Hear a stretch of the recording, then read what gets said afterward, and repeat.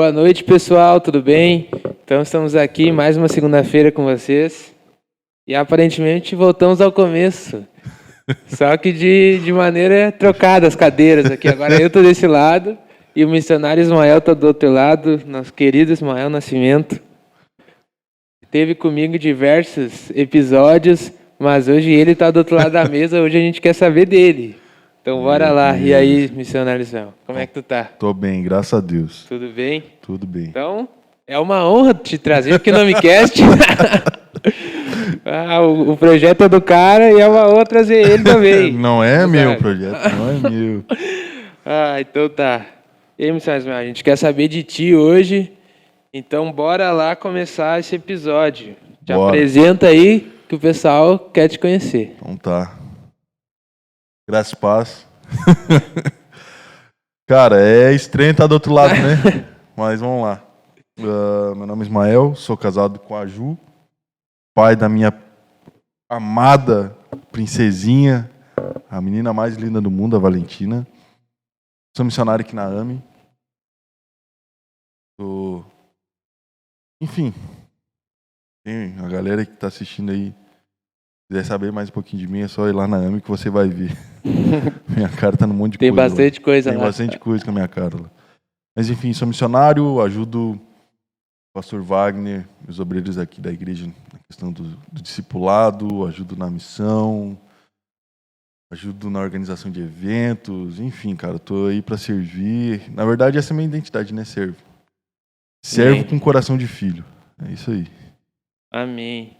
Então, bora lá. A gente quer saber algumas coisas hoje sobre a tua vida. A gente te conhece, muitas pessoas te conhecem ali em cima do altar, não sabem mais profundo como tu é de verdade. A gente está aqui na técnica, te conhece um pouquinho mais. Mas bora lá, como é que começou essa tua caminhada com Cristo? Cara, na verdade, o começo de tudo foi no meu nascimento, né? Minha falecida mãe já partiu, já está na glória com o Senhor. Ela conta que na verdade, eu fui talvez um acidente para eles, mas estava nos planos do Senhor. Com certeza. Meu pai tinha 18 anos, minha mãe tinha 15 para 16. Ela engravidou e no primeiro momento achou que aquilo fosse terrível, né? Mas no fim Deus mostrou um propósito de tudo naquilo. E eu lembro de algo que ela me conta, tanto ela como o pai me contaram, que chegou um ponto que Deus usou uma pessoa para falar com eles que eles só estavam cuidando de mim porque eu não era deles, eu era do Senhor. O Senhor tinha um plano na minha vida. Até então, tudo bem, nasci numa família cristã, enfim, tive ensinamentos da parte do meu pai, da minha mãe, das minhas avós, dos meus tios. Passei a minha infância na igreja, minha adolescência, uma boa parte dela na igreja.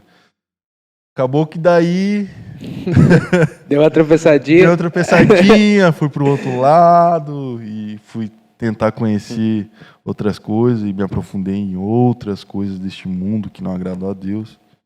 Enfim, conheci um lado da vida que não é muito bom. Mas talvez quem vê, o Álvaro acho que falou isso, quem vê o close não sabe a história, né?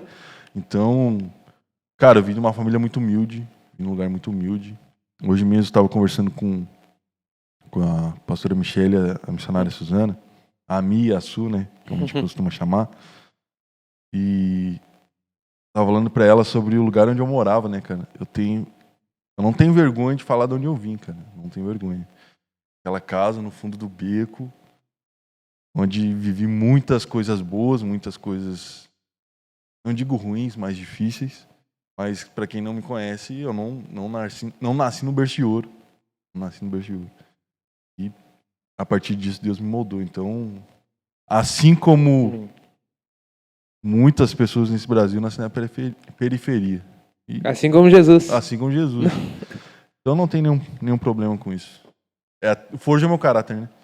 Com e a partir disso, cara, depois da minha adolescência, ali, quando eu saí da igreja, quando eu me desviei dos caminhos do Senhor, foram várias tentativas para voltar e nunca consegui. E quando eu conheci a Ju, Te amo, Ju. Quando eu conheci a Ju estava desviado também. Os dois estavam afastados do Senhor, desviados do caminho mesmo. Nem vou botar afastado, é desviado mesmo. E ali Deus tinha um propósito, eu estava com 20 para 21, a Ju estava com 19, se eu não estou enganado. A gente trabalhava numa mesma empresa e ali a gente começou a se aproximar, enfim. Questão do nosso casamento, nosso namoro, noivado e casamento, Pedro, só para te ter noção. Não deu 2 anos. Não deu 2 anos. Rápido. A gente sabia que não estava fazendo aquilo que agradava o Senhor. Sim. Então, foi assim, cara. Assim que eu trilhei o meu caminho de volta para a casa do Senhor, entendeu? De volta para a casa do Pai. E quando tu voltou aos caminhos de Cristo, foi aqui na AME? Como é que foi?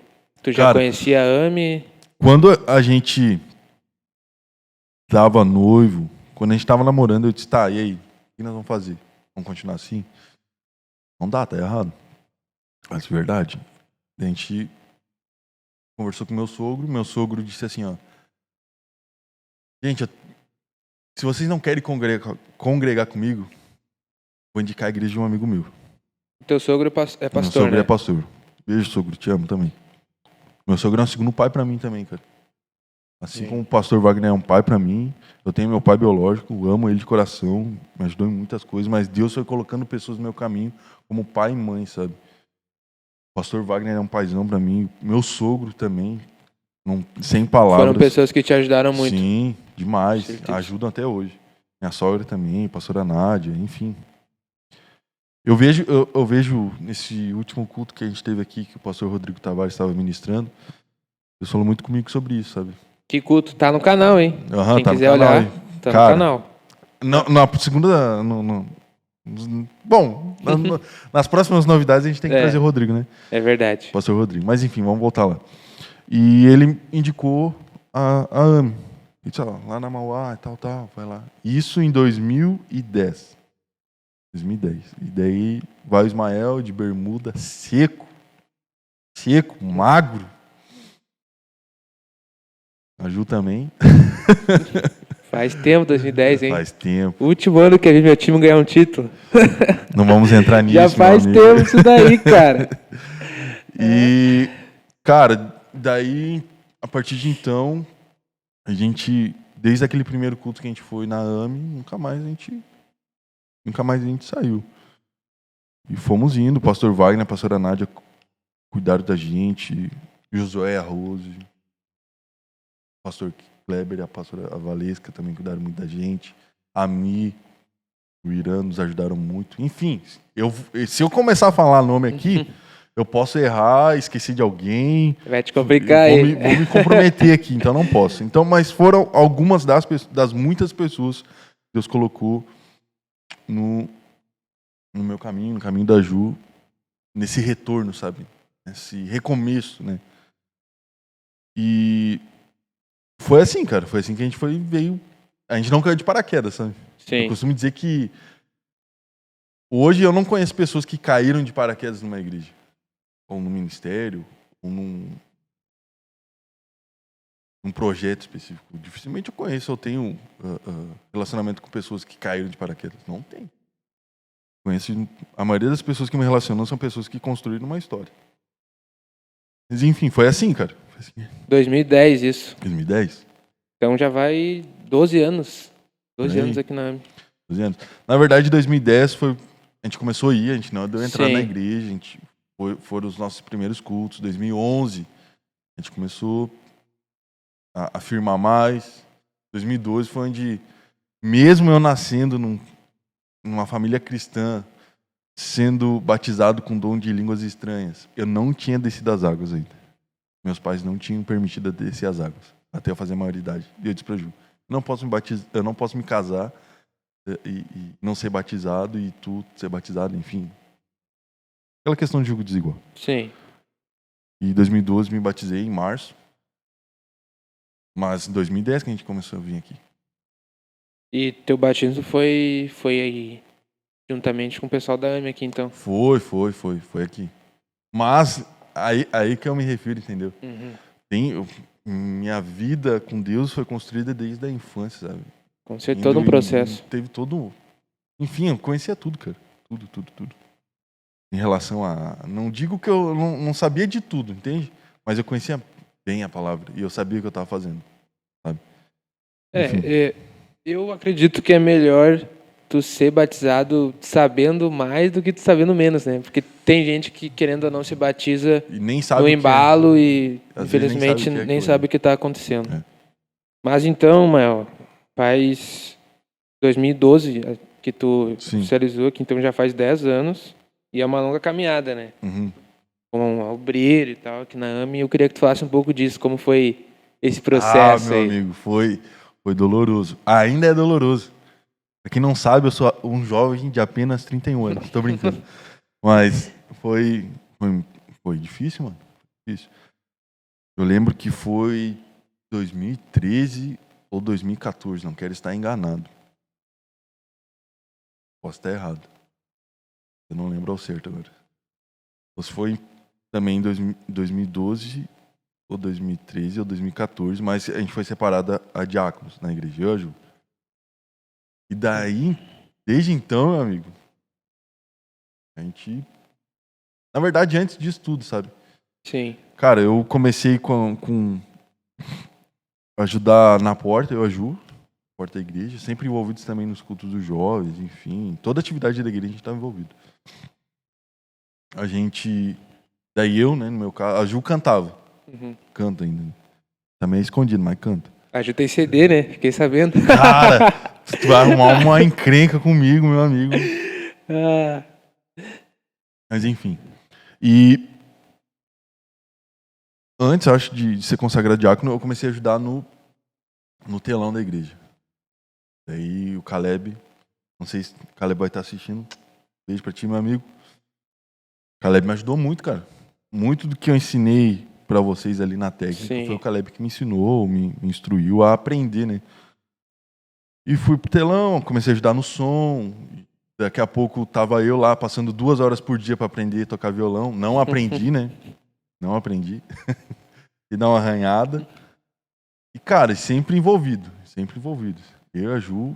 Eu lembro que quando a gente tava operando numa banda, nós tínhamos dos jovens, a gente saía do nosso trabalho, de uma empresa que a gente trabalhava, a gente saía no sábado, 1h da tarde. 1h da tarde, chegava por volta das 2h na igreja. O ônibus da empresa deixava na frente da igreja, na antiga Mauá. E lá a gente tomava banho, tudo se ajeitava e ensaiava. Das 3h, 4h da tarde até... Tocava direto, sábado inteiro. Isso, até 7h da noite começava o culto, tocava no culto. Enfim. Entrando nesse assunto... E começou, né? E sim. Daí nunca mais... Eu falei algo esses dias pra Ju, e até comentei com o pastor Wagner. Quando a gente dá um passo de fé, não tem como tu voltar pra trás. Não tem como tu retroceder. Tem um passo, meu amigo. Só vai. A gente não pode ser daqueles que retrocedem. Verdade. E entrando nesse assunto, tu falou que operava com os jovens. Tu foi líder de jovens também, né? Aqui Fui. Meu amigo, tu não tá seguindo a pauta, meu amigo. Você tá me quebrando. Como que não, pô? Tô brincando.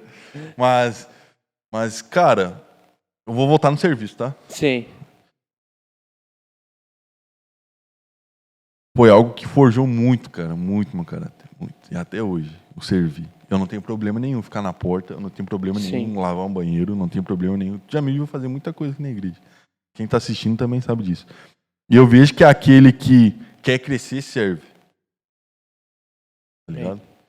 Ele que quer crescer no Senhor, quer crescer no chamado que o Senhor tem pra sua vida, serve. Mas enfim. Cara, eu e a Ju fomos líderes de jovens. Qual ano que vocês iniciaram aqui? Vai lembrar? Meu amigo, foi no ano de... Vai ter que mandar um WhatsApp pra Ju aí. 2014, 2015... Foi por volta de 2014 para 2015, por aí, mais ou menos. Por aí. E era a época que vocês tinham uma banda ali.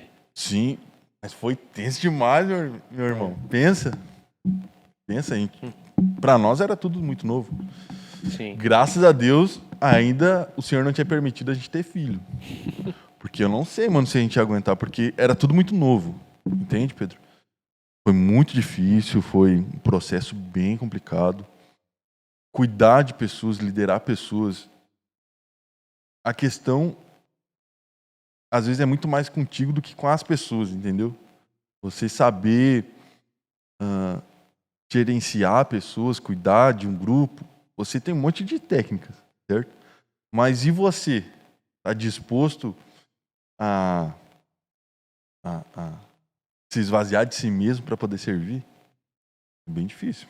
Às vezes muitas vezes, e hoje não é diferente em certas situações. Às vezes você é o primeiro a chegar e o último a sair. É verdade. E essa questão de liderança de jovens, muitas vezes, vem com pessoas que não são da igreja, que nem foi meu caso, eu me converti durante a minha juventude. E tem momentos que tu tá iniciando e eu não conhecia Deus. Então, eu comecei a conhecer Deus, mas antes de eu conhecer Deus, eu conheci meus líderes. Sim. Então, muitas vezes eu via Deus através deles. Então, uma atitude deles poderia acarretar numa rebeldia minha ou algo do tipo por ainda não conhecer Deus. Exato. Então, é uma responsabilidade muito grande, porque falar é fácil, mas... Assim, ó, um grande mestre desconhecido falou uma frase que palavras convencem, mas o exemplo arrasta. Verdade. Então, cara, eu vou dizer um negócio assim, o mais desafiador para um trabalho de liderança de jovens, e até hoje é isso, é o quê? Aquele velho dilema. Vamos usar a estratégia para atrair os jovens para a igreja. Qual a estratégia? Vamos tentar copiar algo do mundo para poder ganhar os jovens, para eles não ficarem lá e virem para cá. Só que, meu amigo, eu passei por essa fase dentro do Ministério de Jovens. Os cultos que nós implantávamos isso, enchia. Os cultos que nós queríamos focar em conduzir os jovens a buscar o Senhor, buscar a presença deles, eram os que tinham menos gente. Então, às vezes a estratégia para um líder de jovens, ainda é buscar fazer a vontade de Deus. Buscar fazer a vontade do Pai. Essa é a estratégia certa para todo e qualquer líder, de qualquer ministério. Quando a gente buscou isso, cara, algumas pessoas saíram da nossa volta. A gente não queria fazer certas coisas. E acabou que o quê? Deus começou a trabalhar mais ainda na minha vida e na vida da Ju. Certo? E eu lembro que foi com o Ministério de Jovens que a gente fez o primeiro evangelismo. Primeiro da AME. Cara, eu não sei se foi o primeiro da AME, mas primeiro criativo eu tenho certeza que foi. Sim. Porque a gente pintou a cara de branco, botou um nariz de palhaço, botou peruca, fez teatro na sinaleira. E desde o tempo que eu tava, isso daí foi 2015, 2016, cara, eu não tinha visto nada ainda, entendeu? E a gente foi lá e fez. Mas acredito que não foi o primeiro. Sim. Mas no tempo que eu tava, foi o primeiro, entendeu? E até hoje, quando tem evangelismo, a juventude está em peso, né? Cara, isso é ao mesmo tempo incrível e ao mesmo tempo... Preocupante. Porque... E eu vou falar algo que eu comentei esses dias com alguém. Uma das pessoas foi com a Ju. Eu disse assim, ó, tem duas situações que a pessoa não fala de Cristo. Primeira, timidez. Timidez, cara, tem um monte de estratégia para a gente tirar a timidez de uma pessoa para ela poder falar de Cristo. A segunda é algo que a gente não pode fazer, que é o mau testemunho. Tem muitas pessoas que não falam de Jesus por conta do mau testemunho. Aí, meu amigo, não tem o que fazer. O único que pode mudar caráter é, primeiro, Cristo, e segundo lugar, a pessoa se deixar ser mudada. Mas, cara, os jovens têm isso, entendeu? A igreja, algo que eu, pastor, entendemos é o seguinte. A igreja precisa da força dos mais jovens, mas também da sabedoria dos mais experientes, dos mais velhos. Eu vi alguém falar, e agora eu não lembro quem foi, que quando vai lavrar a terra, tá, para semear, sempre se coloca um boi mais velho e um boi novo. Boi mais velho, dito ritmo. O boi mais novo, ele faz a força para poder puxar o arado. Quando você coloca dois bois novos, eles destroem tudo. Se você coloca dois bois velhos, eles mal conseguem sair do caminho. Então, eu vejo isso na igreja. Precisa dos jovens para dar o gás, mas precisa dos mais velhos. E os mais velhos entender o seu lugar. Eu já falei isso pra ti, já falei pra algumas pessoas. O mais difícil de você entender isso e exercer isso é que os mais velhos têm que descer no mesmo nível dos jovens, no mesmo nível de maturidade, se colocar na mesma posição. E isso que a gente está aqui hoje nos torna na mesma altura. Eu tenho 1,90, tem quanto? Tem 1,78. 1,78. A gente está na mesma altura. Verdade. A cadeira da mesma altura, a mesa nos deixa da mesma altura. Então, o que falta hoje, uma geração mais experiente, uma geração mais nova, é sentar na mesa, os dois ficar na mesma altura. E a mais nova colocar suas debilidades para fora e a mais velha se dispor em ajudar ela. Por mais que pareça ser fútil ou infantil, está disposta a ajudar. Eu vejo isso. Tá? Eu vejo isso que é um ponto primordial para o crescimento e desenvolvimento da igreja. Mas voltando, cara, os jovens são essenciais para o evangelismo, né? Para o desenvolvimento de qualquer igreja. Eu vejo que os jovens, posso parecer radical nisso, mas a quantidade de jovens e a disposição dessa quantidade determina aonde essa igreja vai chegar daqui a 5, 10, 15 ou 20 anos. Porque, pare e pense comigo, se a gente não ganhar mais nenhum jovem aqui, hoje, tá?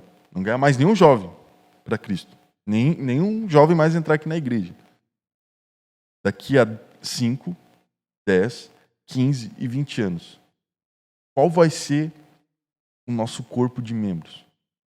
Vai ser pessoas de 30 anos pra cima, mano. Sim. No máximo. No mínimo 25.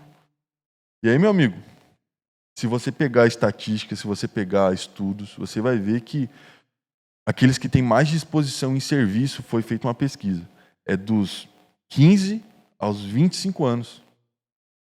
Uma igreja que não consegue ter um público robusto de 15 a 25 anos, cara, ela vai ter sempre dificuldade em ter pessoas servindo, pessoas ajudando em certas áreas na igreja. Você vai ver que a igreja muitas vezes vai faltar ânimo, vai faltar disposição, porque aqueles que são novos não estão presentes para poder dar um ânimo para aqueles que já são mais velhos. Enfim. E, seguindo essa pesquisa, diz que dos 25 anos até os 35 é a galera que banca a grana e está ali junto financeiramente e se esforça para isso. Enfim, é algo de se pensar, sabe? É algo da gente pensar a longo prazo. Eu sabe, né? Sou um cara que pensa de médio para longo. Curto prazo é só para estancar certas situações. Tem que ser de médio para longo. Com certeza. Se Cristo discipulou 12 homens durante 3 anos e meio, imagina e foi num pensamento a muito longo prazo, né? Muito longo prazo, meu amigo. Era o plano perfeito. Uhum. Mas vai, segue aí. Mas, Mel, sobre isso que tu falou do evangelismo, e concordo também, sobre os jovens, muitas igrejas estão com essa dificuldade, né? Cara... Que é sempre os mesmos membros, os mesmos líderes, não gera novos líderes, não, querendo ou não, Exato. não chega nova juventude, e eles acabam ficando sempre no mesmo estágio e não evoluindo, não crescendo como gostariam. Sim. E essa questão, a gente até conversou um dia, que foi pregar e tal, em certa igreja, e tu me disse, tá acontecendo tal, e eu vou lá para falar sobre a missão, para tentar ganhar, dar uma nova visão para a igreja, entrando já nessa questão missionária. O que tu pensa sobre isso, assim? Sobre a missão dentro das igrejas? Cara, assim, eu vou falar uma frase que pode parecer heresia, mas não é, tá? Teólogos e estudiosos da Bíblia não me julguem mais. Eu não consigo entender uma igreja que não faz missões. Tá certo? A igreja é a missão e a missão é a igreja, cara. Estão ligadas. Estão ligadas, porque para pensar comigo. Eu vou fazer missões aqui no bairro da frente da igreja. Chego numa quadra que não tem igreja. Exemplo, tá? Chego no ponto mais remoto desse bairro e não tem uma congregação lá. O que eu estou fazendo lá? Eu vou lá evangelizar, eu vou lá ganhar pessoas para Cristo e lá eu vou plantar um grupo de discipulado. Ou um grupo de crescimento, sei lá, seja o que for, uma célula. Cara, o que é isso? É missão. Mas o resultado final da missão é levantar um corpo de Cristo naquele lugar. Levantar Sim. um altar de adoração a Deus. E nada mais é do que uma continuação da igreja. Quando eu vou para uma outra nação iniciar um trabalho, qual que é a primeira coisa que eu vou fazer? Implantar uma igreja. Com Então, certeza. missão e igreja caminham juntos. E não existe missão sem igreja. O problema é que a gente só quer evangelizar e não quer cuidar. A gente quer ganhar, mas não quer discipular. E o processo natural disso é a plantação de igrejas. A gente vê o próprio apóstolo Paulo fazendo isso. O resultado final da missão sempre vai ser a igreja. E tu vai em nome da igreja. Porque Sim. a igreja em si não é uma instituição. A igreja em si é o corpo, é a noiva de Cristo. Você está representando um reino, você está representando uma pessoa, você está representando algo muito maior do que sua vida. Querendo ou não, pelo menos eu penso assim, que muita gente vê a missão como algo muito longe, né? E a igreja como 4 paredes. É. E isso dificulta o entendimento nisso Cara. que tu falou. O crente diz igreja, a gente já imagina 4 paredes, um altar, tal. E a igreja, na verdade, a igreja da Bíblia não seria isso. O Cara, reino, né? Sim. A igreja da Bíblia é um corpo de pessoas, tá? O lugar é importante, a estrutura é importante. É porque a gente precisa de um lugar para se reunir, certo? Sim. Mas, em si, a igreja é o ajuntamento de pessoas. Independente do lugar. E agora eu vou lá na missão, tá? Vou na missão transcultural. Coreia do Norte e China. Onde que eles se reúnem? Caverna. Fui para a África. Onde que eles se reuniam? Debaixo da árvore. A congregação deles era uma árvore. Sim. Entende? Cara, aí nós... Eu não quero entrar nisso daí, mas eu vou dizer o quê? Como que foi que tu falou? A dificuldade, né, das igrejas entender a missão, né? É. Cara, desculpa isso que eu vou falar. Mas quando não se tem entendimento de missões, é porque não entendeu ainda João 3,16. Deus foi, é e sempre será o maior missionário de toda a história da humanidade. De todos os tempos. Porque ele amou o mundo e entregou tudo aquilo que ele tinha. E a igreja não consegue amar o próximo. O Luiz Hermínio fala algo, né? Às vezes uma igreja, ela é o pedágio do pecador. Impõe um monte de limite para o cara poder aceitar Jesus. E quando, na verdade, Caraca. cara, vem como estás, mas não fique do jeito que está. Certo? Certo. Mas, quando uma igreja não entende, desculpa eu falar isso, se você é pastor, líder de igreja e não tem um projeto missionário implantado, desculpa você estar ouvindo isso. Mas estou falando para te alertar. Se na tua igreja não tem um projeto missionário, estude João 3,16. Estude Mateus capítulo 28, 18 ao 20. E tem uma tradução no original de Mateus 28, 19, ou 20, agora eu não lembro certo. O pastor Alessandro Padilha estiver assistindo e puder colocar no chat, eu agradeço. Que Jesus fala assim, Mateus 28, 19 ou 20. Ide, fazei discípulos de todas as nações, ensinando a guardar, enfim. Não é ide. A tradução original é indo, pregando, fazendo e batizando. Entendeu? Conforme o caminho, eu vou fazendo discípulos, eu vou ensinando discípulos, eu vou batizando discípulos. É que a igreja terceirizou, cara. E eu falava com o pastor Wagner esses tempos. Agências missionárias, ONGs missionárias, projetos missionários surgem da igreja institucional na área missionária. Só existe a agência missionária porque a igreja que deveria cumprir isso não está cumprindo. Certo? Então é mais fácil eu terceirizar algo do que fazer algo, entende? Ah, verdade. Se fosse... Imagina só para vocês terem noção, porque eu estou falando isso, tem mais de 3 bilhões de pessoas, 3 bilhões e 700, se eu não me engano, de pessoas no mundo que nunca ouviram falar de Jesus. Se cada igreja, só no Brasil, se cada igreja evangélica levantasse um missionário, nós teríamos 600 mil missionários brasileiros indo para o mundo. Existem aí 3 bilhões de pessoas. Dá para mudar muita coisa. Muita coisa. Jesus não precisou de muito, né? E a quantidade que tem de igreja, né? Cara, Cara, olha, eu vou te dizer um negócio. Foi feito um estudo que tem 2,4 ou 2,7 missionários para cada 1 milhão de muçulmanos no mundo todo. É muito pouco. É muito pouco. Enfim, cara, enfim. É algo bem preocupante enquanto a igreja estiver olhando só para o seu umbigo. E aqui que eu estou falando de igreja, não me refiro à noiva do Cordeiro, não me refiro à noiva de Cristo, não me refiro ao corpo do Senhor. Não me referindo a instituições que olham mais para si do que para o próximo. sim. Eu quero deixar claro isso. Daqui a pouco tem alguém aí ouvindo achando que eu estou querendo bater na noiva de Cristo. Sou maluco de bater na mulher de alguém?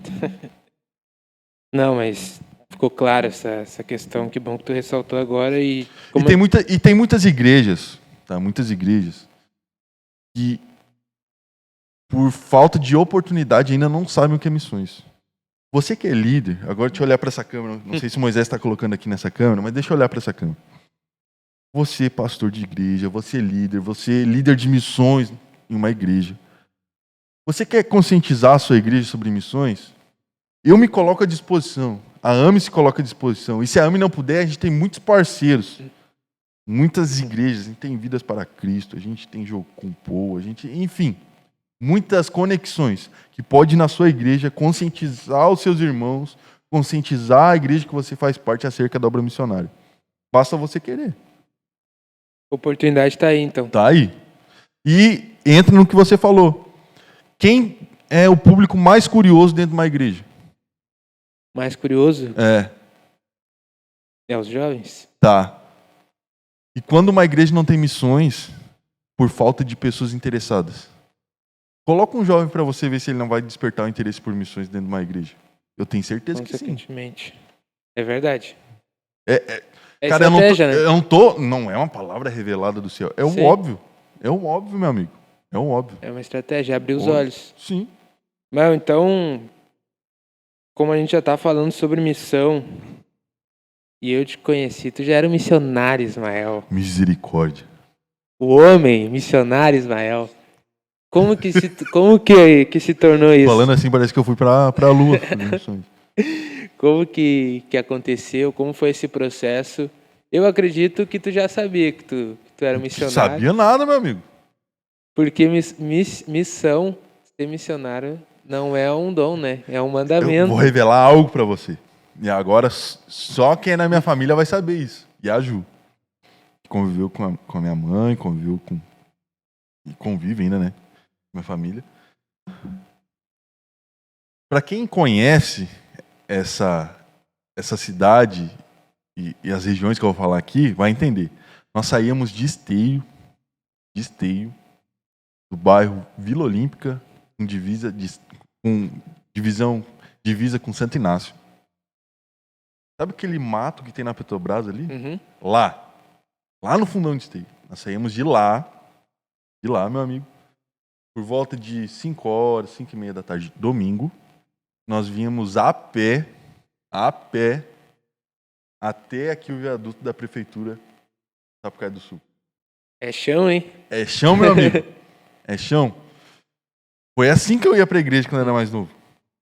Era assim. Todo domingo. Todo domingo, todo dia de semana, toda sexta, todo sábado, quando meus tios eram líderes de jovens. Cara, foi assim. Então eu vejo que Deus me preparou para ser missionário. Estava me preparando desde a minha infância, certo? Foi forjado. Fui forjado. E chega em 2016, quando eu estava trabalhando numa empresa, e eu vou mandar esse link desse vídeo, eu vou mandar para meus colegas. E se eles estiverem vendo, um abraço, amo vocês. E hoje não me esqueço do que vocês fizeram por mim.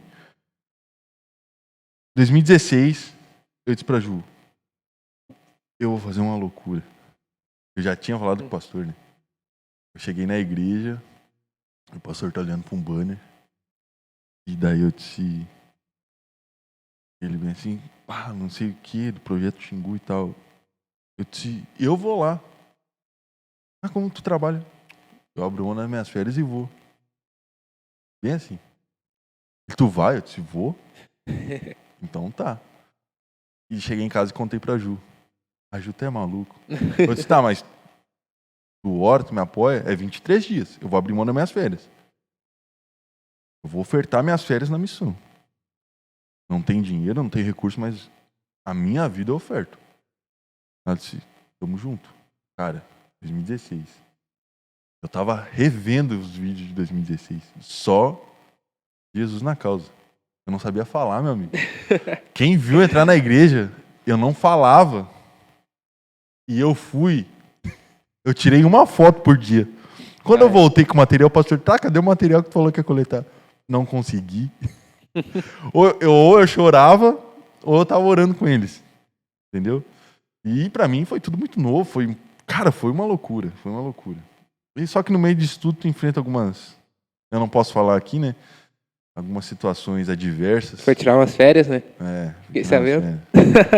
Tirar umas férias. Só Jesus na casa. Mas enfim, é pra amadurecer o cara, né? Com certeza. E, cara, foi incrível. Eu lembro que nessa primeira viagem tinha um menino chamado Luciano, lembro o nome dele até hoje. Tinha 9 anos na época. E ele era muito próximo da missionária. Daí chegamos lá e ela procurou, tu tem que conhecer essa família e tal. Daí a gente foi. 3 dias de barco, nós chegamos em Belém, subimos 3 dias de balsa. Chegamos em Porto de Mós.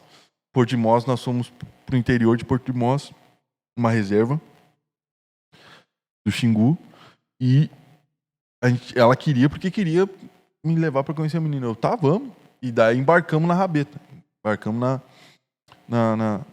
É aquela canoinha, tá? Confortável, né? É bem confortável. Assim, pra mim que tem 1,90 m, assim, ó. Enfim. Chegamos lá, daí o menino...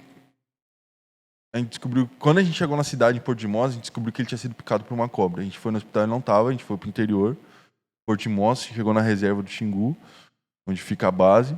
E lá a gente pegou a rabeta, que é aquele barquinho bem pequenininho. E a gente chegou na casa dele. Quando a gente chegou lá, ele estava com um pé desse tamanho, enorme. Sentado, ele tinha ido ajudar o avô na lavoura, no meio do mato. E acabou sendo picado por uma cobra muito venenosa. E ele poderia ficar com sequelas. Eu lembro que a missionária falou assim pra mim, ora. Cara, eu sou tu me conhece. Eu sou daqueles caras assim, me pedir um negócio, pode parecer desafiador, mas eu vou lá e vou fazer. Não sei se vai dar errado, se vai dar certo, mas eu vou fazer. Entendeu? Eu disse, amém. E eu pensando comigo, Jesus disse que era pra gente orar pelos enfermos, eles seriam curados, porque os sinais seguiriam aqueles que creem. Eu disse, eu creio, então vamos orar. E orei para aquele menino. Eu mais chorava do que orava, mas orei. Cara, eu sei que no outro dia ele já estava caminhando, mancando, mas já estava caminhando. Eu sei que a gente saiu de lá e já estava caminhando. Amém. Foi incrível aquilo que Deus fez na minha primeira viagem. Eu ainda muito verde, né, na missão e até mesmo na minha caminhada com Cristo. Fazia 4 anos que eu estava caminhando com o Senhor, retornado, né. Essa foi uma delas. Tive no Haiti 42 dias. Foi algo No Haiti. tenso. Eu já vi alguns vídeos ali e tal.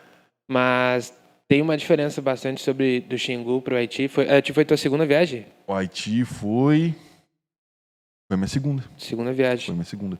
Eu fui em 2016, daí 2016 continuei trabalhando e tal. E meus amigos da empresa, meus colegas de trabalho, eles me ajudavam a arrecadar recurso para o Natal Solidário das crianças aqui da igreja. Eu lembro que eles faziam rifa, cara, eles demais. Faziam... E não eram crentes, mano. Não eram crentes. E a gente levantava um bom recurso. Mas enfim. Em 2017 fiquei de molho, não saí, não viajei. E foi onde, em 2017, fiz aquela transição. Deus falou, usou o encarregado da firma. Eu estava no último teto da função que eu estava na empresa. Eu já tinha que pensar o que eu ia fazer, se ia continuar do meu jeito, o que eu ia fazer na minha vida.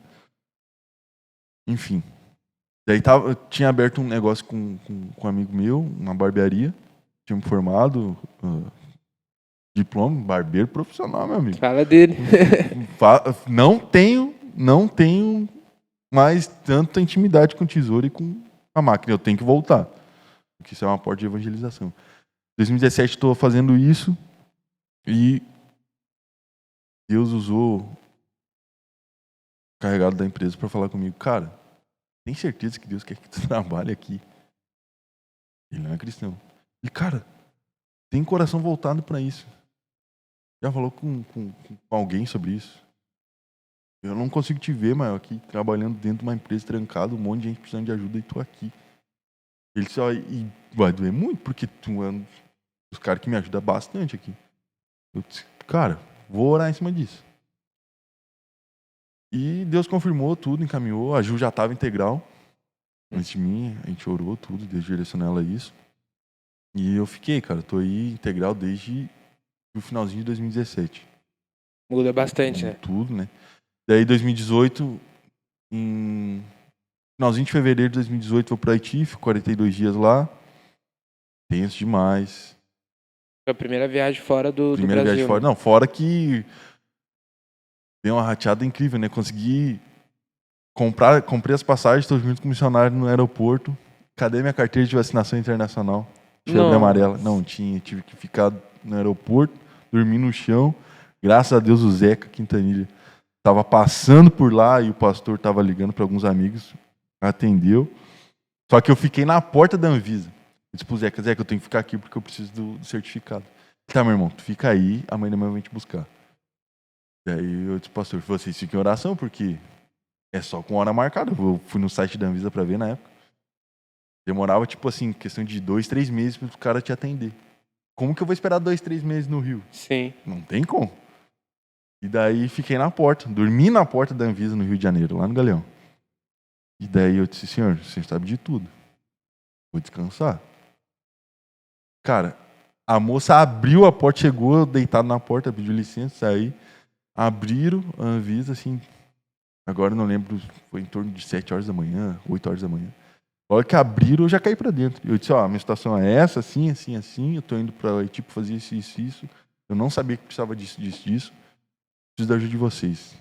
Ela, tu tem a tua carteira de vacinação em mãos? Eu tenho, tá aqui. Tomou a febre amarela? Tomei, tá aqui a 12. Então tá, só um pouquinho. Fez lá, ó, tá liberado. Algo que demorava de 2 a 3 meses, Deus agiu e fez em uma manhã, em menos de meia hora. Óbvio, né, cara? E depois chego lá, é algo totalmente diferente, né? Que tu tá acostumado a ver, né? Não tem outra cultura, outra realidade. Daí 2018 também vou pro Sertão, outro baque. Finalzinho de 2018 fui pro Sertão do Seridó com o missionário Eliano. Sertão é aquele vídeo que tu tá andando de moto, né? É, uma bis. Estragou a vista. E o Haiti é aquele da caixa de água, né? Isso. Bem famoso aqui nos congressos, porque aquele vídeo é... Uhum. Cara, é tenso demais. Mexe Então, bastante. em 2018 foi um ano assim, ó, que, cara, mudou muito minha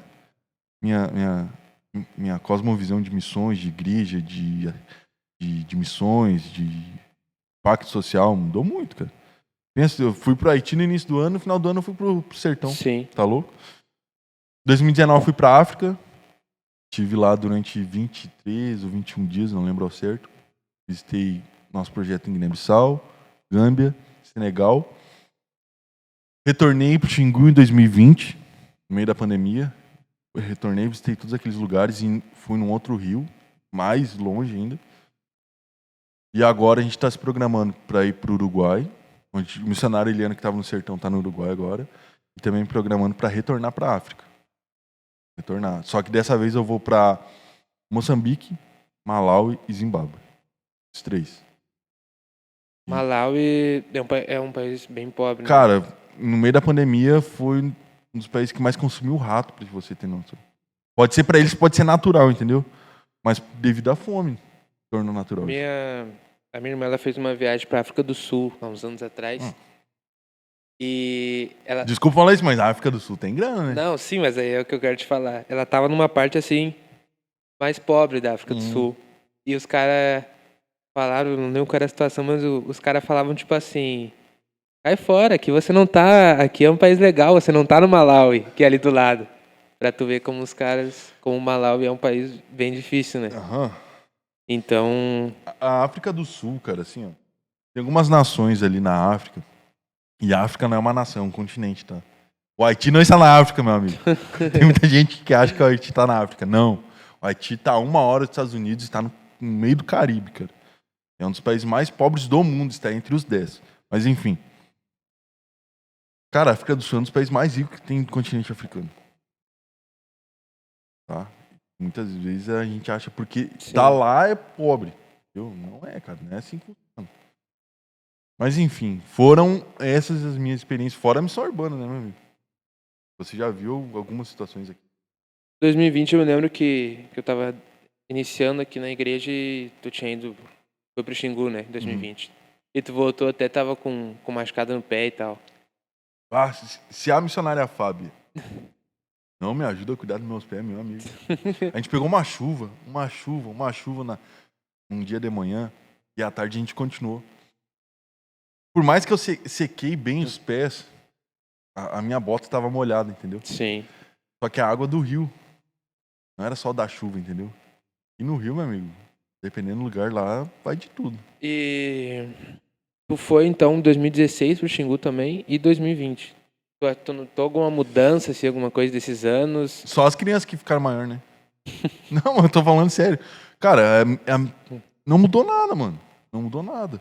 Tipo, quando eu cheguei no Xingu, a missionária disse assim pra mim, aqui mora um povo. Eu disse, da onde, missionário? Só tô vendo mato, não tem nada? Ela disse, não, a gente vai entrar aqui nesse riacho, a gente vai entrar aqui nesse garapé, a gente vai ir e você vai ver.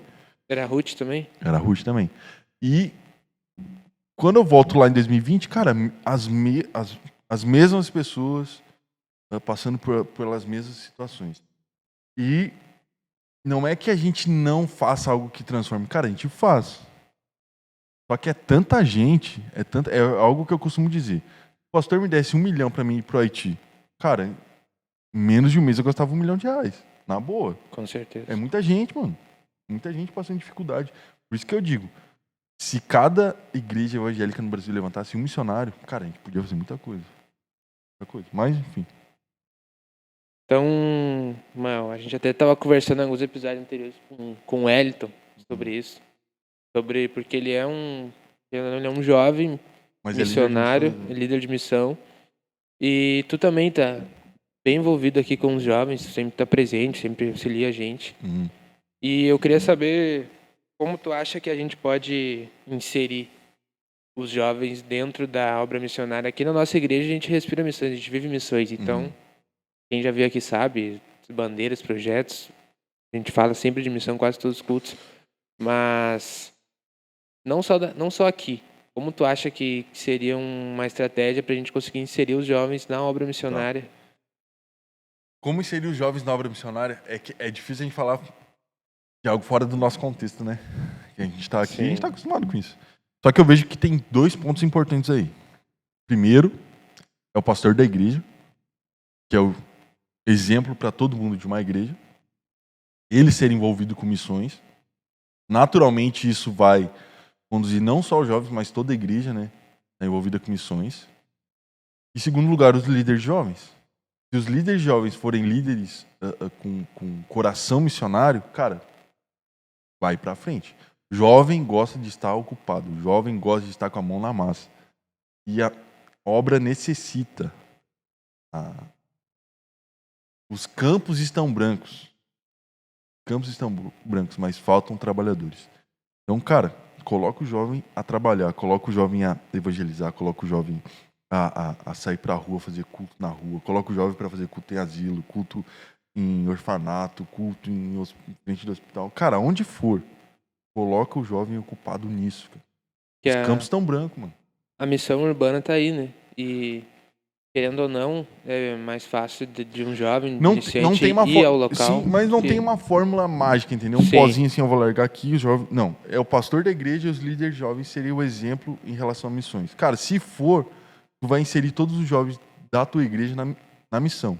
Fato. E é incrível isso, porque assim, ó, se o jovem for envolvido com missões, e a gente teve isso no nosso último evangelismo, a gente viu. Os jovens foram pra rua. A gente tirou um tempo, tu tava junto, né? Cara, o que aconteceu? De noite não veio o pessoal no culto? Veio. Cara, coloca os jovens a evangelizar, coloca os jovens com a mão na massa, coloca os jovens a trabalhar na colheita. Cara, e vai ter resultado. Sem fazer força para trazer as pessoas para a igreja. Porque você vai sair para fazer algo que é algo que deveria ser natural, entendeu? Para um discípulo de Jesus. Eu lembro que logo quando eu entrei aqui, tava acho 1 mês aqui, e pegaram e chamaram, missão urbana hoje. O que é isso, cara? Missão urbana, o Lucas falou, vamos ir e tal. Fazer as entregas e tal. Aí eu fui e foi um marco ali pra mim. Uma virada de chave. É isso, meu amigo. Não tem muito que te falar nessa parte. É isso. Pegar todas as igrejas que trabalham com muitos jovens, você vai ver que eles estão fazendo missões. Se você for numa igreja que tem uma escola missionária, como os nossos irmãos da Ágape, Deus abençoe vocês, cara, eles têm escola missionária, só que, cara, todo final de semana eles estão envolvidos com algum projeto missionário. E tem uma quantidade grande de jovens, né? Sim. Consequentemente. Enfim, isso eu vejo como uma bússola, entendeu? E como inserir os jovens. É o pastor da igreja e os líderes jovens. Ponto. Não tem. Os líderes podem apontar os jovens, os pastores podem apontar os líderes e os jovens. Cara, o pastor da igreja tem que ser o exemplo pelas suas missões. Tem que amar João 3,16 e Mateus 28:20. E os líderes jovens têm que amar João 3,16 e Mateus 28:20. Cara, não tem. É isso. Não dá pra botar sobre os jovens algo que eles não estão vendo. Entendeu? Então, acho que desse assunto ficou bem claro. Ficou bem ampla a nossa conversa. Essa última tu puxou, né, meu amigo? E agora, mudando um pouquinho de assunto. Tu é um cara, querendo ou não, influente aqui pra gente. E eu fiz essa pergunta porque eu quero saber o que você pensa sobre a igreja atual no Brasil e o que tu imagina que é o futuro da mesma.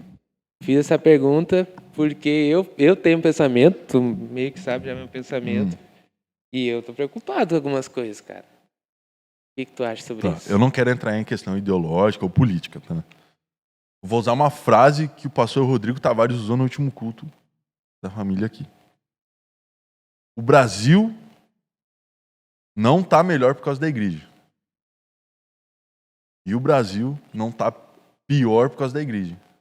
Mas ainda a igreja segura o Brasil de não cair. Certo? E isso, acho que nós concordamos praticamente quase 100%, tá? Sim. Eu vejo o Brasil hoje, num panorama geral, tá? A igreja brasileira. Às vezes nós reclamamos de barriga cheia, tá? Porque eu até estava vendo um líder de missões e um líder de jovens falando sobre isso. Cara, na Europa o evangelho tá difícil, assim, a igreja na Europa. A igreja ali na América do Norte, cara, tá complicado também, meu amigo. A gente vê aquelas grandes conferências, a gente vê aqueles grandes cultos, mas não é tudo isso, não. A gente vê a igreja no continente africano que carece de obreiros e pessoas dispostas para ir lá instruir eles, ajudar eles a desenvolver, entende? Então, acaba sendo uma igreja que está precisando de pessoas dispostas a conduzir ela a um crescimento. A igreja na Ásia, cara, tem perseguição, tem dificuldade, mas é a igreja que mais cresce. Na Ásia. Na Ásia. Tá? O que eu vejo hoje no Brasil? Eu vou contar uma história aqui. Eu contei para algumas pessoas nessa semana passada. É o seguinte. Os discípulos e os apóstolos no primeiro século da igreja passaram por perseguição. Certo? Perseguição, muitos foram crucificados. Pedro não quis ser crucificado que nem Jesus foi crucificado de ponta cabeça. Uns foram cerrados, outros foram esfolados vivos, outros foram queimados. Enfim. A igreja não tinha conforto. Tá? A igreja não tinha conforto. Mas então, tem o imperador romano que sonha. E agora, não quero errar o nome dele. Se eu errar, me corrijam no chat. Se não me engano, é Constantino. Tem um sonho. Ele acorda com aquele sonho e quer se batizar. Tanto que os escudos começam a levar uma cruz, né? Ele sonhou com Cristo, ele sonhou com uma cruz, algo assim, não lembro ao certo. E a partir daquele momento que aquele imperador teve aquele sonho, tudo mudou. Tudo mudou, certo? O império que perseguia, de perseguidor, se tornou amigo. Certo? A igreja, antes que vivia escorraçada, vivia perseguida, vivia escondida. Naquele momento, agora, estava onde? Estava dentro do império. A igreja agora estava com dinheiro, estava com recurso, estava com influência, por causa que o imperador teve um sonho lá. E a gente percebe que aquela igreja se tornou apostólica e romana. Aí eu não estou inventando nada demais, aí é história pura. História pura. Só que acontece uma coisa. Aqueles que eram para conduzir a igreja de maneira correta começam a brigar por influência. Aqueles homens, aqueles apóstolos, aqueles mártires agora brigavam pelo quê? Por influência, para quem mandava mais. A porta começou a ficar mais larga, ficar mais largo o caminho. Começaram a vender terrenos no céu. Enfim. Aconteceu que a igreja se perdeu no poder que ela recebeu.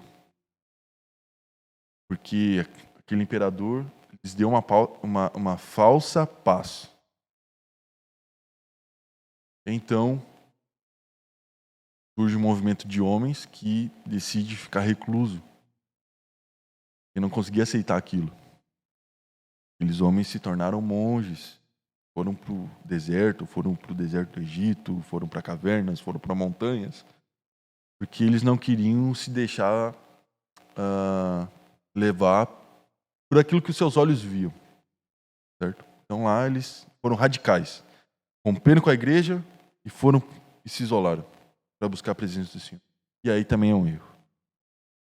Não, eles cometeram esse erro porque eles não poderiam. Eles deveriam lutar contra aquilo que enchia os seus olhos de prazer, lutar contra isso para estabelecer justiça no meio da igreja. Então a gente vê um movimento de fuga, um movimento que deturpou o evangelho, só que no meio disso tudo vem homens reformadores que vão lá e pregam teses forte da igreja, formar a igreja e transformar e trazer a igreja de volta para o seu contexto original. O que eu quero dizer com isso? A igreja no Brasil, não pode se deixar levar por uma falsa paz. Hoje, conversando com o pastor Alessandro Padilha, ele colocou uma frase de Dietrich, o teólogo alemão, que muitas vezes nós marginalizamos as pessoas que passam por dificuldade. Só que Deus, ele prometeu uma paz que seja de todo entendimento, mas não vazia de dificuldade, meu amigo. E eu fico preocupado quando as pessoas não conseguem reconhecer que Deus, ele é Deus em todos os momentos. Só que tem pessoas que não conseguem admitir que Deus mandou um homem, um profeta, casar com uma prostituta e ter filho com elas. Deus é esse que manda um homem casar com uma prostituta e ter filho com ela. Não é sofrimento, não é vergonha? Como que Deus manda um profeta aí para Serepta, que é, até eu agradeço ao pastor Alessandro Padilha por me falar isso, Serepta é lugar de fundição, não é um lugar bonito. A gente não consegue entender que o sucesso diante de Deus é andar na vontade dele, ter paz é andar na vontade dele. Nosso sucesso é medido pela riqueza, pelo reconhecimento, pela quantidade. E aí que tá o problema. Aí tá o problema, amigo. Se a igreja brasileira achar que ela é influente pela quantidade de pessoas que tem, que ela é poderosa pela quantidade de pessoas que tem, a gente vai estar caindo no mesmo engano que a igreja do primeiro século caiu, achando que o imperador, por ter um sonho, estava dando poder a ela. Ponto que foi feito cruzadas, né, em nome da igreja. Matou muita gente. Então, a gente tem que entender isso. A quantidade, a influência, não significa sucesso diante de Deus. Tem que ter cuidado com isso. A gente tem que buscar o discernimento do Senhor. E conversando com o pastor Alessandro Padilha, eu disse para ele, pastor, então nós podemos dizer que sucesso que Deus tem para um homem, para uma mulher, é andar na vontade dele? Ele, exatamente isso. Se a gente parar para analisar o sucesso de um homem, de uma mulher, de um jovem, não é poder, riqueza ou influência, mas é andar no centro da vontade de Deus. O que eu vejo? E que eu espero para a igreja no Brasil? Que ela possa ter discernimento nos próximos anos da vontade do Senhor. em todas as esferas, em todas as áreas. E vendo hoje o que eu espero lá para frente, eu prefiro ser otimista do que pessimista. Eu acredito que Deus está tirando algumas pessoas da caverna para liberar decretos. Mas se a gente continuar confiando em homens que nos dão uma falsa paz, nós já sabemos o final dessa história. O nosso foco de todo líder da igreja, principalmente dos líderes da igreja evangélica no Brasil, deve ser o quê? Andar no conselho do Senhor, andar no centro da vontade dele. A vontade dele é boa, agradável e perfeita. E aí, meu amigo, eu tenho certeza que a igreja vai desenvolver. Há outros que dizem que a igreja brasileira precisa passar por perseguição para melhorar, há outros que dizem que a igreja brasileira precisa estar nos mais altos poderes do Brasil para poder melhorar, enfim. Cara, eu vejo, e até estou lendo um livro sobre isso, Liderando como Jesus. Jesus nunca buscou fazer sua própria vontade, mas fazer a vontade do Pai. Todo líder deve buscar fazer a vontade do Senhor. Se os líderes da igreja brasileira decidirem fazer a vontade do Senhor, tenho certeza que a igreja brasileira vai avançar, o avivamento que nós tanto esperamos vai vir. Amém. E nós iremos ver uma grande colheita. Então, é isso. Aulas. Hã? Aulas aqui. Não sei, meu amigo. Eu apenas falei aquilo que... Sim. Mas questão, tu falou ali, de forma política a gente consegue perceber que os nossos vizinhos estão todos de uma forma, sendo governados de uma forma e nós estamos de outra. Se você vê o mapa da América, é exatamente isso. Então, difícil, eu acredito que Deus está sobre essa nação, sim, com toda certeza. A gente precisa entender que Deus, ele tem as suas formas para agir. Se for para ideologia A ganhar ou B ganhar, a gente precisa entender uma coisa: Deus permanece no controle de tudo e Ele sabe o porquê. Certeza. E agora eu vou dar o respaldo para isso. Toda vez que Deus precisava tratar com o seu povo, o que Ele fazia? Ele deixava nações pagãs ou estrangeiras invadir a cidade de Jerusalém e a cidade de Judá, a nação de Judá. E os caras faziam barbárie. Meu amigo, não pensa que Deus... Não, eles só vão entrar, vão roubar o ouro e a prata e o bronze, vão roubar as coisas do templo e vão embora. Não. Eles matavam os homens, levavam as mulheres e as crianças, quando não matavam todos. Certo? Para que Deus fazia isso? Para que o povo voltasse para Ele. A missionária, a gente está na graça. Deus não age mais assim. Tá, então Deus rasgou todo o Antigo Testamento para a gente não ler mais. Não faz sentido. Então, a gente precisa entender uma coisa. Deus está no controle de tudo. Se não fosse assim, se Deus não estivesse no controle de tudo, por que Ele permitiria perseguição para os nossos irmãos no Oriente Médio? Na Ásia, na África, em outros lugares do mundo? Deus tem as suas estratégias e os seus planos. E os planos do Senhor são perfeitos. Amém. Creio nisso. Então, Mael, já vamos se encaminhando para o finalzinho, Amém. né? Queria que tu fizesse os teus agradecimentos, as considerações finais aí. Amém. Meus amigos, eu vou dizer algo para você. Toda a conversa que nós temos aqui, durante esses 19 episódios, sempre utilize um filtro e que esse filtro seja a Bíblia, a palavra do Senhor. E use aquilo que é aproveitável. E eu só tenho a agradecer a Deus, tá? Agora, meus agradecimentos. Eu só tenho a agradecer a Deus por tudo que eu vivi, por tudo que eu tenho vivido e por tudo aquilo que eu irei viver. Eu disse algo para o pastor e eu prometo que eu não vou chorar aqui. Deus me chamou para não viver por conveniência, mas por propósito. Quando você entende isso, compreende e tenta viver isso, o sofrimento, a dificuldade tem sentido. E eu só tenho a agradecer ao Senhor por tudo que eu tenho vivido junto com a Ju e com a Valentina. A Valentina é o maior presente que Deus deu para mim e para minha esposa. O maior presente. É a maior bênção que existe. E na minha vida, a Ju e a Valentina são a maior bênção que existe. Não é reconhecimento humano, não é riqueza, até porque eu não sou rico, mas não é influência, não é título, não é cargo, não é dom, não é talento. Em primeiro lugar, a salvação, mas é um presente, né, um dom, é uma graça, presente merecido do Senhor na minha vida, mas, consequentemente, a Ju e a Valentina são um presente do Senhor na minha vida. E, meus amigos, vocês que estão assistindo, que fazem parte da igreja, são meus amigos, pessoas que caminham comigo, eu só tenho a agradecer a cada um de vocês, Pedro, todos os meninos da técnica, porque pode não parecer, mas eu aprendo muito com vocês. Cada um de vocês, o pessoal da igreja, o pessoal de fora, que caminha comigo. Só tenho a agradecer porque Deus colocou homens, mulheres, jovens, até mesmo crianças no meu caminho para me ensinar e me fazer ser alguém melhor, ser alguém mais parecido ou tentar ser mais parecido com Jesus. Só tenho a agradecer. Tudo que eu tenho vivido. As pessoas podem pensar, tá, mas tu passa por isso, passa por aquilo, tu é assim, tu é assado, mas em meio a tudo isso, Deus é bom em todo tempo e Ele está no controle de tudo. Então é isso, Mael. Te agradeço por esse projeto, por a gente estar junto nesse projeto, junto com o Éder, com o Gabi, com o Lucas, com o Moisés. Vai uma gurizada aqui.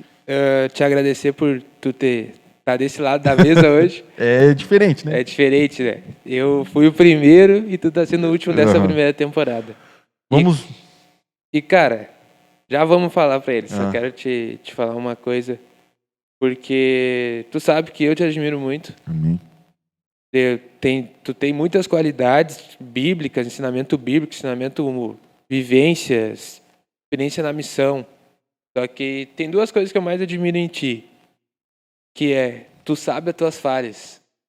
E por tu saber as tuas falhas, tu tenta se policiar para não cometê-las. Amém. E tu tá sempre vigiando para não cometê-las. Amém. E isso é algo que eu tô aprendendo muito contigo. Amém. E... Não sou perfeito, não te esquece. Claro, pô, acabei de falar que você tem falha. Não sou perfeito, meu amigo. Eu tô aprendendo muito contigo. E a segunda coisa é que quando a gente ligar essa câmera, tu vai ser a mesma pessoa que estava aqui. Amém. E isso é algo admirável porque é algo que tá faltando muito. Amém. Então, te agradecer por esse projeto. Não vou te abraçar porque nós estamos sentados. Te agradecer por esse projeto, te agradecer diversas situações que eu precisei, tu estava ali. Amém. E é isso. Então, como eu já falei, a gente está encerrando essa nossa primeira temporada.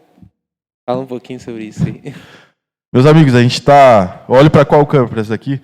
Enfim, a gente está encerrando, né, Pedro? 19 episódios, esse é o 19º. A gente está encerrando, a gente está dando uma pausa devido a muitas atividades que a gente tem na igreja, enfim, que a gente tem na AME. E para não fazer de qualquer forma, não fazer algo sem excelência, a gente vai dar uma pausa. Mas é uma pausa de quê? 1, 2 meses, nem isso. Não vai demorar muito. A gente vai estar trabalhando nos bastidores, a gente vai estar gravando, a gente vai estar... Enfim, vai vir muita coisa boa pela frente. Muitos convidados incríveis, top mesmo, vão estar passando por aqui.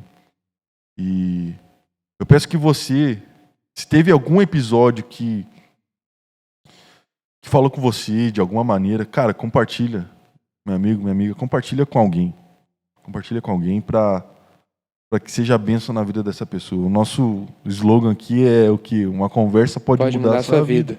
E realmente, cara, realmente eu lembro de pessoas aqui que a gente nem imaginava o que passou, entendeu? Cara, o que eu aprendi nessa mesa aqui... Tá louco, meu amigo. Teve anos da minha vida que eu não aprendi. E tem de tudo aqui. Tem pessoas que falaram sobre família, pessoas que falaram sobre ministério, tem pessoas que falaram sobre política, tem pessoas que falaram sobre trabalho. Enfim, tem muita coisa. Então, vai na playlist aí do Amcast, compartilha com o pessoal. A gente está no Spotify também, vocês podem ouvir. A gente vai estar soltando aí durante alguns dias, a gente vai soltar alguns cortes. Nos ajudem e em breve a gente vai estar de volta com muita coisa boa, com conversas que vão mudar a vida de muitas pessoas. E eu só tenho a agradecer. Eu também aprendi, cara, eu aprendi muito. Aprendemos demais e é tudo em prol da Igreja de Cristo, do Reino de Deus. Sempre esse é o nosso propósito. É isso aí. Quero agradecer aqui, o Pedro já falou o nome deles, quero agradecer a toda a técnica, todos os meninos que ajudaram, a todos os irmãos da igreja nessa primeira nessa primeira temporada. Foi algo incrível que a gente não imaginou. A todos os convidados foi algo sobrenatural que a gente viveu Com aqui. toda certeza. Então, nosso muito obrigado de coração mesmo. E aguardem que em breve a gente vai estar voltando com a Amicast na segunda temporada. E vai ser muito mais incrível. Não por conta dos convidados, mas eu tenho certeza que Deus vai fazer grandes coisas. E pra gente encerrar, a gente podia fazer uma oração, né? É verdade. Eu vou fazer uma oração com você aí. Eu queria que você fechasse os olhos onde você estiver. Não sei se você vai estar em casa, não sei se você vai estar dentro do ônibus, do trem, do carro, no trabalho, onde você estiver. Eu quero convidar você para fechar os teus olhos comigo, se possível. Pai, nós queremos te agradecer, Pai, por todos os convidados, por cada pessoa que assistiu, por cada pessoa que compartilhou, por cada pessoa que cooperou na técnica. Obrigado, Deus. Que a tua graça, Pai, que a tua paz, que teu amor e as tuas bênçãos venham estar sobre a vida deles. Que cada pessoa que vir assistir ainda, Pai, cada um desses episódios possa ser tocada pelo poder do teu Espírito Santo, pelo poder da tua palavra. Pai, nós fazemos tudo isso e o Senhor colocou no nosso coração que o Amicast não tem um dono, não tem alguém que é dono disso, não. Mas que o Senhor nos deu isso como uma plataforma para potencializar o testemunho dos nossos irmãos.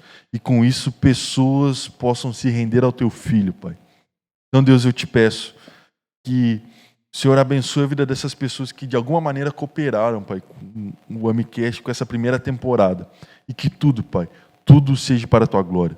Nós colocamos a próxima temporada nas tuas mãos e temos a certeza que o Senhor está preparando algo incrível, Pai, para as nossas vidas e para cada pessoa que vai participar dessa segunda temporada. Assim, Pai, nós queremos te agradecer. Abençoa a vida dessa pessoa que está assistindo esse episódio. Pai, toca na família dela, toca, Pai, no casamento, toca na casa com a tua graça, Pai, toca no ministério dessa pessoa, Senhor, com o teu amor e a tua graça. Que cada líder, que cada pastor, Pai, que cada jovem que assistiu isso possa ser contagiado, Pai, com a missão, possa ser contagiado com a grande comissão e que eles possam se mover, Pai, e sair do seu lugar de conforto em direção ao próximo, que tem sofrido, que tem muitas vezes passando por dificuldades sem conhecer a esperança que há na tua palavra, Pai. Assim, Deus, eu oro e te agradeço, Pai, pela vida do Pedro, que ficou comigo, Pai, durante esses 19 episódios aqui, Pai, me ajudando, conversando com os outros convidados, que a tua graça venha estar sobre a vida dele, Pai. Nós só temos a agradecer por tudo que nós vivemos nessa primeira temporada, Pai. Assim nós oramos, Senhor, e te agradecemos por tudo, Pai. Fica conosco, Pai. No nome de Jesus, amém e amém. E amém. Fiquem ligados nas nossas redes sociais. Deus abençoe, meus amigos. Deus abençoe.